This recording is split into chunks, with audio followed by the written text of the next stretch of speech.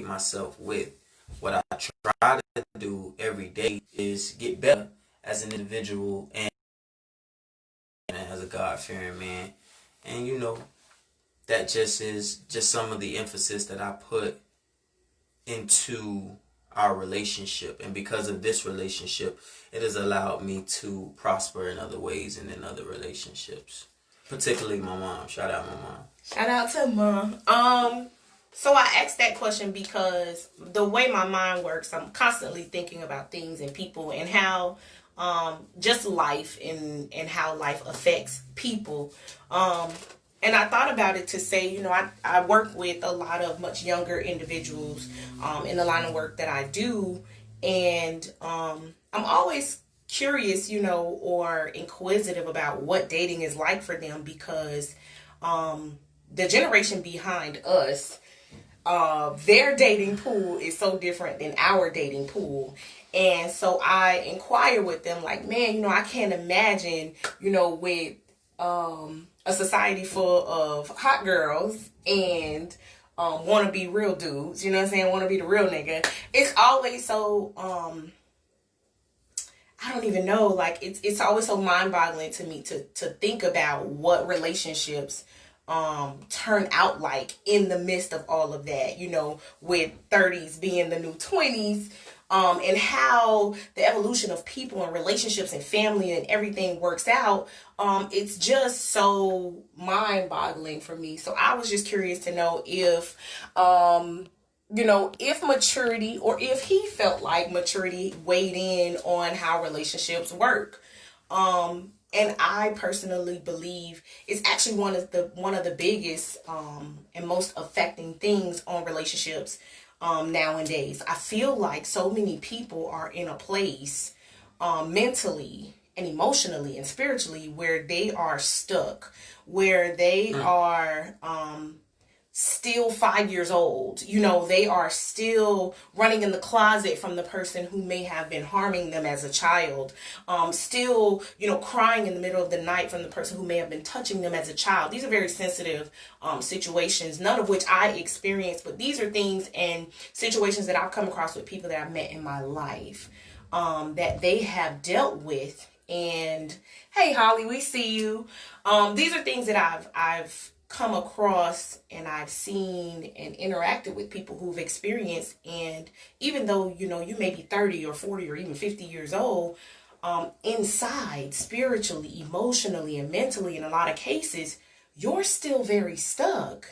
You're not beyond the place of still being in that very dark space. So when you're faced with these challenges of being in a relationship or being in a marriage, there's a real tug of war that you're not willing to let go of because you're still in that place. So I said that to my husband because my husband helped me to mature. Again, as I said, I didn't experience being molested. I didn't experience, physical abuse to that degree. I didn't experience those things, but I was still a little girl who was afraid of a man walking out of her life because that's what I experienced from my father when I was a child. So that weighed very heavily on our relationship and on our marriage as we grew together because I was always prepared for him to walk out of the door at any minute. And the circumstances for me was completely different as to where I was molested as a child by a family friend who's someone that was trusted to oversee me. So acting out sexually and doing things that were validated by circumstance with action. So I would make excuses and I would do certain things when it came down to having hurt and disappointment be a big mountain that I had to climb for myself. Being disappointed with the relationship that I had with my father, being disappointed with the relationship that I had previous to her, coming from previous relationships with failed attempts with both children's mother, and it was just something that all of that baggage, all of that weight, you carry that into a relationship, and then we turned that relationship into a marriage, and we both had to shed all of the ugly. Man, we've been through some things. You know what I'm saying? It has been a difficult road unpacking all of that stuff. Eventually, I think back to I was a child when Erykah Badu dropped the track Bag Lady. But that's a real thing. You're walking around with all these bags, with all this luggage, with all this weight, with all these emotions. Yeah, you're not even thinking about it. But you really are so heavy, ready to snap. You're ready to go off at any time. And you have these almost emotional fits because you're weighed down by all of these things in life that you've not yet unpacked. So my husband and I, kind of wanted to come and really put this platform out there because we helped each other unpack our shit. There's really no other way to put it. We have gone through and we've taken each other through. And even in the midst of our marriage, we've taken ourselves through in our own little lane. And it's been a very, very, very tough road. And if there's anything that we have that we can share with anybody out there who wants to be married, who's looking to get married, who is married, who's struggling with their marriage, if there's anything that we can give you to help you to get past this place, absolutely that's what we're here to do. We want to help you guys learn to forgive. Yes. We want to help you guys learn to understand. We want to help you guys learn to commit and stay committed, tried and true. And it takes a lot of effort. It takes a lot of work. I never remember filling out the application for a relationship. I never remember putting in my resume, submitting my resume for a marriage. But very early on, meeting this young lady, I realized that I was going to be a husband. I realized that I was going to be that I was taking on a full-time thing and a marriage. And man, lo and behold, I was not ready. I was not ready. I was still very much rough around the edges. I was still hood dude. I was running the streets, wilding out. I was pimping and tricking and quite plainly, I was all kind of stuff. I was not. I was not in the streets. I was not, hood. I wasn't wilding, but I had a lot of things that was going on in my life that I was hiding even from myself, that I wasn't ready to deal with even within myself. I had a lot of different roadblocks just before my husband and I met each other. I experienced one of the most traumatizing things I've ever gone through was I lost my sister very unexpectedly. She was only 31 years old. She had 6 children. She was in the bed with her 5-month-old baby when she passed. And it just ripped me apart. I was there with my mother when she received the news, and it was detrimental. I was only 23 years old when my sister passed, and it was like glass crashing, if that makes any sense at all. And so many things in my young life changed then, and from then on up into when I met my husband. And so it was really a whirlwind of things, and I don't think that I was really ready to talk about it. I wasn't really ready to face it. I hadn't unpacked just the load from being weighed down from the death of my sister. So it went from one situation to the next situation, and then I met my husband. And so it was when we look back at it now, it was this quick. But during the time that we were going through that, as we were getting to know each other, as we were going through this relationship piece, man, it was hard. It was a lot that was going on. It went from her own circumstance and me dealing with my own circumstance to very quickly, me leaving from Central Florida and ending up in South Florida with her, and my whole dynamic changed, man. My whole dynamic changed. It was like one day I was driving with a suspended license, riding around in my car, doing whatever it was that I felt I was free and able to do. And the next day, I was with this woman who had 3 children. I have 3 children of my own. Y'all stay tuned, because we're the Black Brady Bunch, and that's going to be coming soon. Coming real soon, guys. Coming real soon. Trying to be a permanent fixture in my own children's life. Yes. Trying to exceed the standard that my father was for me, and the example that my father was for me. So it was just it was day and night. It literally went from one day to the next, completely overnight for the both of us. Yeah, and I was still very immature. She was very naive. And we were still very young, man. Yes. I was only 24 years old. We've been together 9 years. Yes. We've been together 9 summers. Oh, you know what I mean? And it was tough. It was tough fitting into those shoes. Yes. I'll never forget, man. The first couple of nights that I was at her house, her ex-husband, a lot of people may not know that, but her ex-husband was living in the other room. And, I was like, what kind of Maury... Hold on a minute. Y'all don't know my life. Please don't judge me again. I was going through a lot. And no, please, let's not start the rumor. My ex-husband and I did not have anything going on, but he was in a hardship in his life at the time. And I wasn't really concerned about that. To be honest with you, let me just add that out. I wasn't really concerned about that because I knew I had you here. Yeah. So when it came down to everything else, that wasn't really something that I was concerned about. It wasn't until way later on that a multitude of different things that played into part, were the infidelity and the lying and deception and things came into place. Yeah. And it was really soon because, even though my family didn't know much of you and your family didn't know much of me, we had dated socially for like 10 months. Forever.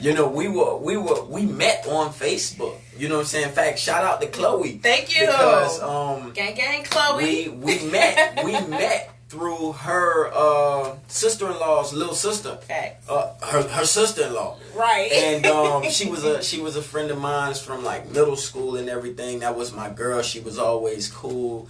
Cooler than a polar bear's toenails. And we met through her, and we talked all the time. Little known AD&D fact that we met on Facebook. Right. But just kind of moving forward, when he came and my ex-husband was there, cleared the air. Let's not start any rumors. Let's clear this up very early. He was at a hardship in his life, and I felt like because he was the father of my children, and we'll get into that later, of course, but because he was the father of my children, with the situation he was facing, I felt that I would rather give him a piece of my floor before, I just let him be in the situation that he was in. So that's really the end of that. We don't have to go into that any further, but my own situation became so crazy. She didn't even know about my situation and circumstances. All that she knew is that I had gone through a breakup with my children's mom, and she had taken the children from me. So that was kind of hard for me to deal with because I always had this idea of the children, the dog, the white picket fence. The white picket fence. And, don't we all know too well about that white picket fence? In man. our mind, I think each and every one of us have this thing made up about this white picket fence. Like, oh my God, I'm going to have kids from the same person. We're going to get married. We're going to buy this huge house. Right. We're going to have all our kids here. We're going to live happily ever after.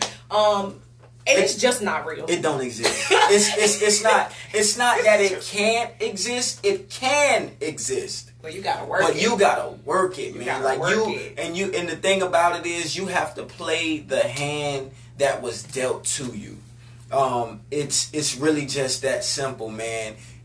You can shuffle the deck as many times as you choose to. However, when it's all said and done, the hand that is dealt is the hand that you have to play. And we had the odds stacked against us in every possible way. And then we did a lot of things to ourselves. Yes, a lot of self-inflicted pain. And I think that was one of the largest parts about why I wanted to pick this particular topic to talk about with you guys tonight. A lot of the immaturity that we face in relationships, I feel, is because of self-inflicted pain, that baggage that we were talking about that you don't unpack. Guys, you have to find a way to forgive yourself.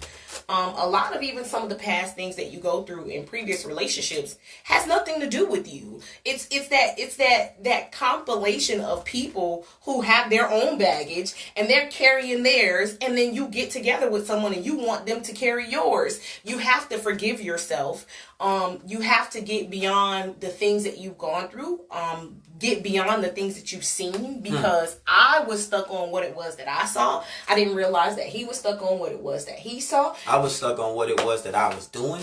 And it was no good. You know, it was really just negative on top of negative on top of negative. And we were draining each other's battery. Yes. So in every possible way. We got to a point where we were able to try to discuss a lot of different things. And I'm a talker.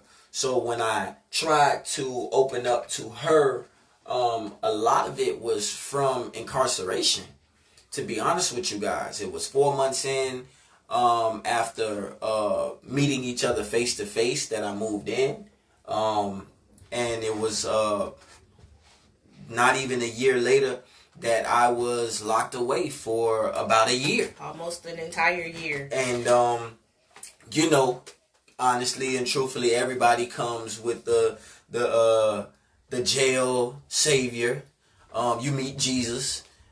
You get saved and sanctified, and you know you make all of these promises. But I said to her very early on in the relationship, before going into incarceration, that I was a good man destined to be a great one. He had me at that, y'all. And we have been sharpening our skills to try to make each other better ever since. Yes. And now we're finally at a place where emotionally there's no detachment between the two of us.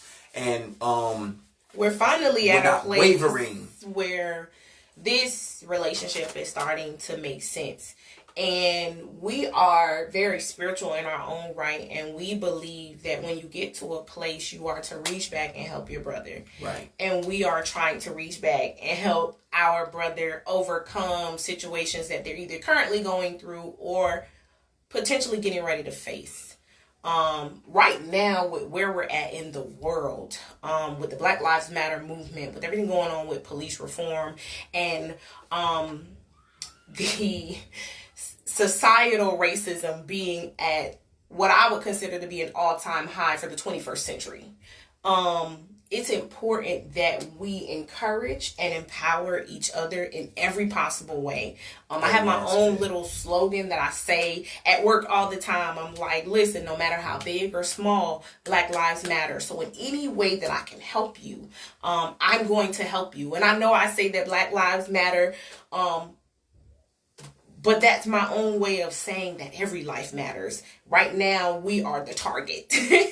And with that being as clear and evident as it is right now, I need us to be the ones to stand in the gap for us and help us out. Right. You know, help us get there. And I just wanted to take a minute out and just kind of say to you guys, like, you know, the biggest or the most difficult battle you're ever going to face is having to stand in the mirror and look at yourself and look at you naked.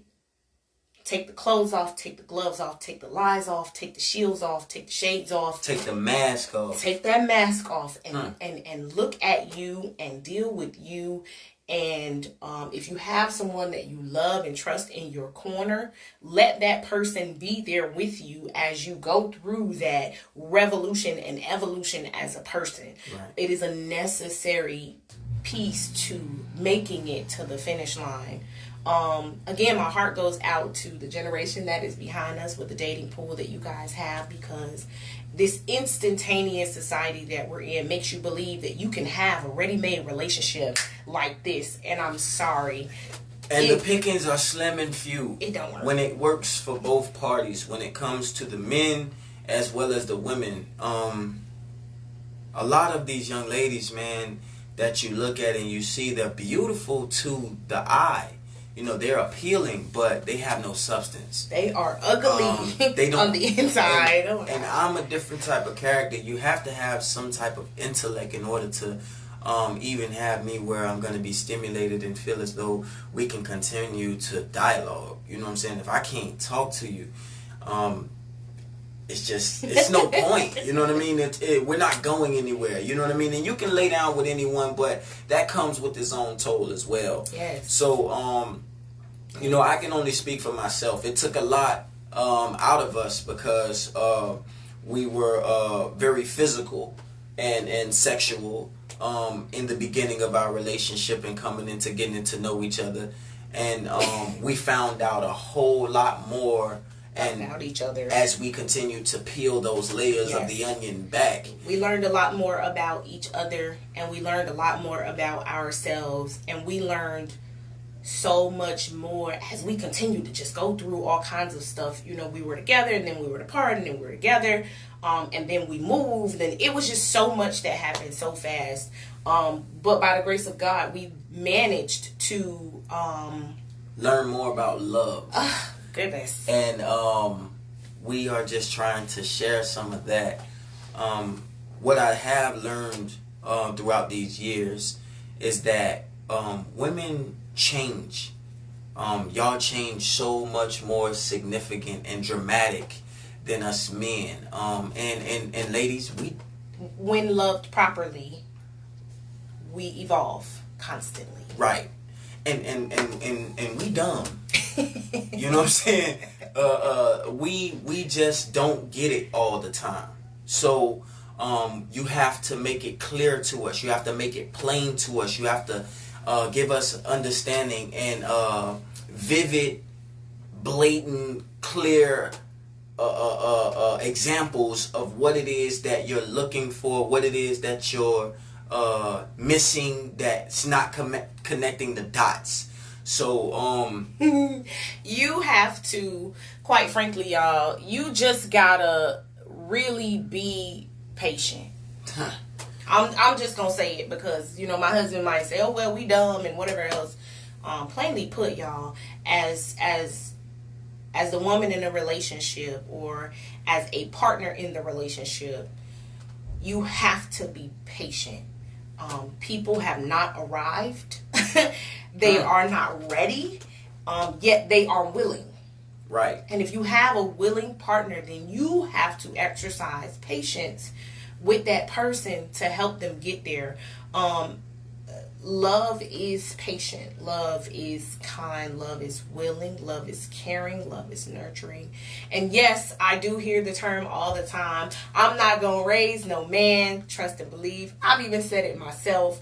But let me tell you something that I learned from my grandmother, from my great aunt and uncle who had been in relationships for long times. Multiple relationships, even if you want to call it.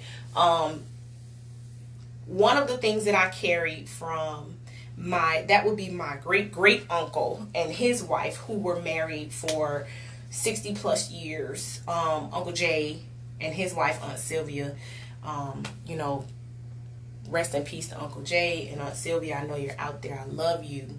But I asked them, I was a child myself. I was 14 years old, and I asked my aunt, you know, how have you guys managed to be together so long? And she looked me in my face and just as plainly put, she said, baby, you just got to keep trying. And I was a child, so I'm sure you know, I didn't necessarily understand what that meant, but it stuck with me for a very long time.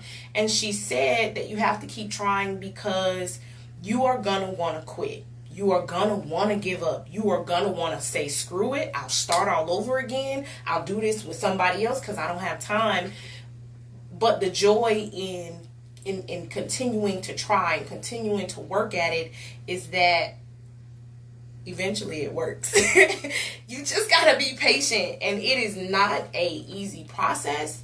I'm pretty sure there are several people who could tell you about the tears that I have cried working through it with this man right here. And I'm pretty sure that there are several people who could tell me all about the tears that he's cried trying to work through it with me. However, we have continued to try.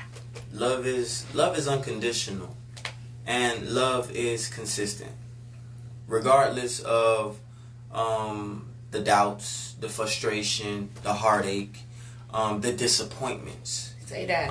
And even where you feel like there are failed attempts, yes, you have to continue. You have to strive to do better. My godmother says, if you always do what you always did, then baby, you'll always get what you've always gotten. That's the truth. And we're just trying to share some ways and shed some light on how to do things differently. Yes. Stop looking at the glass as if it's half empty and focus on there being something in it. And you'll see that better is better. Yes. That's what listen, we stopped saying sorry to each other a long time ago. We replaced that with so many other things and so many other ways to give each other the right amount of compassion through whatever circumstances. Yes. And recognition for our own flaws and faults. Accountability takes a big part in continuing in a relationship. Correct. You got to be accountable. Yes. And a lot of failures come from where people don't want to be accountable for their actions. Yes. But for every action, there's a reaction. Yes. So make it where it's beneficial. Yes. Make it where you can be appreciated in even the smallest things. And I gotta call this out for my ladies. I'm sorry, y'all. Your appreciation may not come right away. You may have to wait on that. I always look at my relationships, all of them, like motherhood. If any one of you have ever been pregnant at any time, you know that those 9 to 10 months that you are pregnant, up until you give birth to that baby, you go through so much. And if you're lucky, it may stop at giving birth. If not, like every other mom, you have those sleepless nights, those weary days, those emotional moments, those times where you feel overwhelmed and you just want to drop that baby off and forget that they even exist in your mind. But physically, that attachment is too great for you to drop your child off to anybody. That's how I look at relationships. There's always going to be a push and a pull and a tug of war, good and bad and ups and downs. And if you can really kind of commit to yourself, this is what I want, then you'll really get something different out of the relationship, good, bad, or indifferent. I will never, ever at any time give up on my children. Ever. So I say to my husband, and I've said this to him from before we got married, I'm not going to quit on you. And she didn't. I'm not going to give up. She didn't. Like I said, man, it's been 9 mango seasons. And we are still going at it. And I'm grateful. We recently had a conversation and I told her that I need her help. I need her help in order to help me be a better me so that I can be a better man for the woman that she's becoming. And ladies, it took 9 mango seasons for me to get there. Yeah, no lie. But after I did that, I think we had the most transparent conversation that we've ever had. I mean, the most raw, naked, pure honesty. She shared things with me that she's never said. She spoke to me in ways that I've never heard her speak. She loved me in more passionate ways than I've ever imagined. And man, we've been good, like great ever since. We've been on the same page as far as communication, as far as understanding. I'm not looking for arguments or worried about her dress code, her attire, or who she's texting. It comforted me. It gave me the confidence that every man wants in his relationship with his spouse, with his significant other. And man, I'm so happy to be able to be able to elaborate on some of these things right now, because like I was good at messing stuff up. And I finally had one moment of clarity that allowed me to talk to the one that has been in my corner, that has had my back, that has held me down, that has been my ride or die. And she kept it real. And that's what we all looking for. We're all looking for something real. So if you really truly care for someone, then you'll change. You'll commit. You know, you'll be honest and transparent, and you'll keep fighting. And I know, speaking from a woman's perspective, I think I'm entitled to say that one of the things that we hear and struggle with a lot is, you know, submitting to your significant other. And I'll tell you like this, my husband could tell you firsthand, that was not something I was doing. And then she became too submissive. And she allowed me to do whatever, whenever, however. And I also had to understand that I had to heed to her voice. Just the same that she was giving me so much submission, I had to become submissive as well. And the thing about a woman is you have to give her balance. She's looking for stability. She's looking for consistency.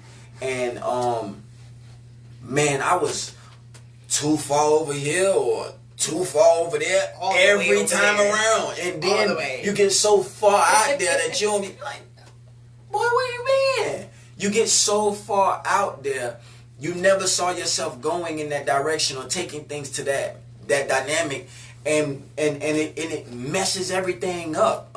Outside interferences. Yes, be mindful of that, y'all. Man, if it messes up the radio signal, imagine what it would do to your relationship. Be mindful of outside interference, and from anybody. From anybody. Exes, wannabe nexes, okay. Family, all that. You know what I'm saying? Be mindful of all of that. I'm saying that to say, I am and was raised to be a very family-oriented person. Very, very family was everything. We was together. If we ain't see each other all week, we gonna see each other all day on Sunday. Okay, so I grew up that way, and I am still very close to my family, but I've learned to distance myself to a certain degree to ensure that it doesn't interfere with what's going on between he and I. And my family didn't do nothing but fight. We argued, fight, Christmas, everything, ever since great grandma's been gone. The Not glue no more.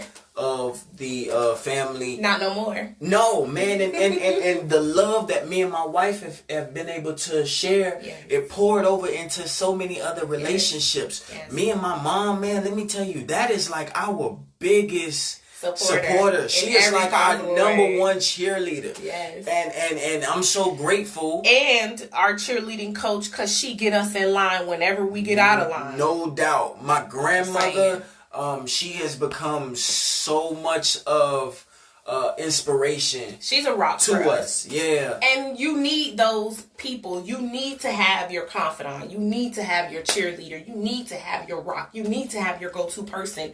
Don't feel that you have to push everybody out, because that's not what we're saying at all. But you have to be very mindful of who, because people don't realize sometimes that jealousy and envy have even taken place in their heart, and they're now coming at you with things that maybe they should not. I'm saying this to y'all because we've been married now 5, almost 6 years. We've been together 9, almost 10 years, and we have experienced a little bit of everything.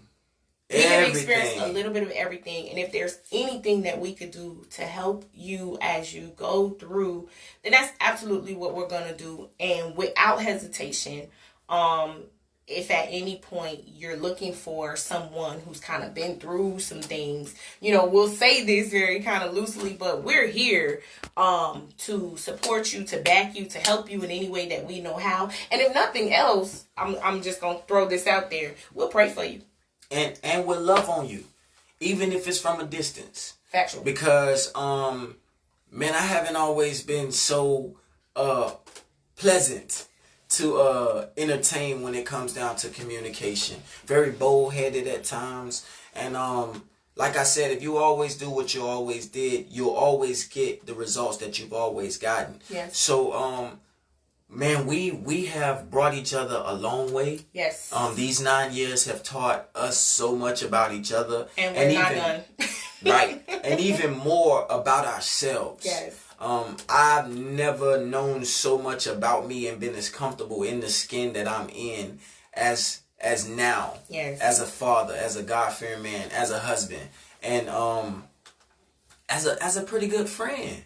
You know, so I would say to you guys, man, we just want to be as big of an influence and have as much of an impact from the smallest to the greatest as we possibly can with each and every one of you guys, man. For sure. So we're gonna go ahead and wrap this up now. But I will say this: stay tuned for AD&D. We'll be doing Twice the Advice every Tuesday night. So come and see us. Drop by our YouTube page, like, subscribe, all that other good jazz. We've got a lot of different things that's coming down the pipe. And stay tuned for more information on the Black Brady's. The Black Brady's is coming your way. We don't want to give you too much on that, but that's coming soon. So, you know, you'll be seeing a lot more and hearing a lot more from us. And I do hope that just this little conversation has kind of sparked your own little conversation. You know, share the wealth and talk to other people and see how they feel about it. Again, the conversation was, you know, how does maturity and relationships kind of coincide, and what do you think, and see where people's minds are, pick their brains apart. But we'll see you guys on Tuesday. Thanks again for tuning in with AD&D. Send us some more topics. Subscribe, and hit that little button down there, you know what I'm saying? Share that. We appreciate that. We appreciate all the love, man. Y'all be great. Enough. Good night, y'all.